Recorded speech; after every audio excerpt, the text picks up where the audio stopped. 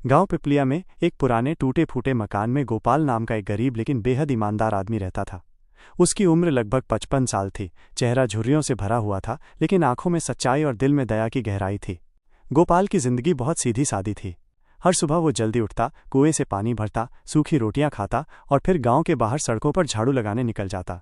पंचायत ने उसे ये सफाई का काम दिया था, जिसके लिए उसे महीने के सिर्फ 1800 रुपये मिलते थे, लेकिन गोपाल ने कभी शिकायत नहीं की। कई साल पहले उसकी पत्नी का देहांत हो चुका था और उसका इकलौता बेटा शहर जाकर गुम हो गया था। न कोई चिट्ठी, न कोई फोन। लोग कहते थे कि उसका बेटा बड़ा आदमी बन गया है, लेकिन गोपाल ने कभी किसी से कुछ नहीं मांगा। वो अक्सर मुस्कुराकर कहता, अगर मेरी किस्मत में अकेलापन है तो उसे भी ईमानदारी से निभाऊंगा। एक दिन सुबह गोपाल हमेशा की तरह उठा।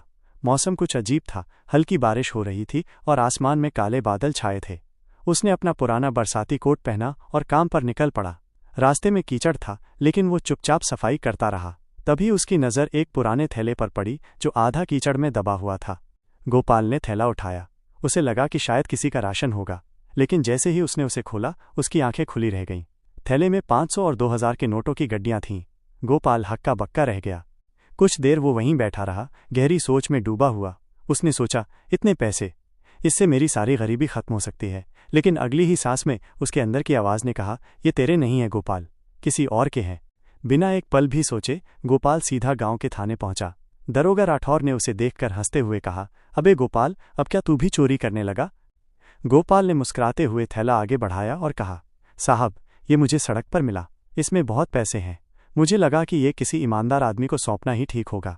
राठौर पहले तो चौंक गया, फिर उसने थैले को देखा। उसकी आंखें चौड़ी हो गईं। उसने पूछा, क्या तू जानता है इसमें कितने पैसे हैं? गोपाल शांत था। उसने कहा, साहब, मुझे गिनती नहीं आती, लेकिन ये भारी था। अगले 2 दिन थाने में जांच चली। अखबारों में खबर आई, गरीब सफाईकर्मी ने लौटाया 20 लाख रुपए का नकद थैला। वो पैसा शहर के एक व्यापारी रतन लाल का था, जो गलती से उसके ड्राइवर की गाड़ी से गिर गया था। रतन लाल खुद गोपाल से मिलने आया, उसे गले लगाया और कहा, भाई, तुमने मेरी जिंदगी भर की कमाई बचाई है। रतन लाल ने गोपाल को 50,000 रुपये इनाम में देने की पेशकश की, लेकिन गोपाल ने सिर झुकाकर मना कर दिया।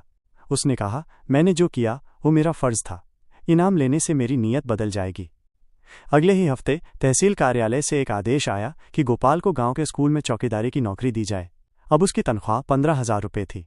पंचायत ने उसके घर की मरम्मत भी करवाई और उसे एक नया ताला, पंखा और एक छोटा रेडियो भी दिलवाया।